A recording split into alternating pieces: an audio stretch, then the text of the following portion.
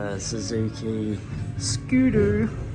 So this is a bike that's just going to be very, very comfortable, and you do get a top box as standard. So it's the Burgman. It does have a good engine inside it. You will be very comfortable on this.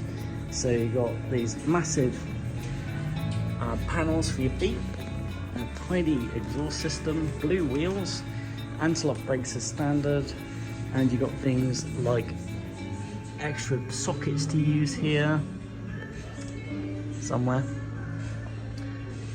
And it's a scooter, so very comfortable. You can do a lot of miles on this and be very comfortable. You've got a lot of wind protection. You've got a massive, great big screen, which is pretty good. And I'm not sure if those are LED or not. They look like LED, so I'd say they're LED.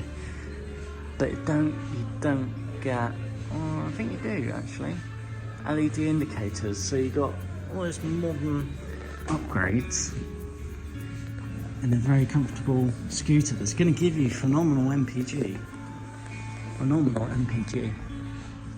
And you notice that you don't have to worry about a chain. You can just ride this. Mirrors are a good size.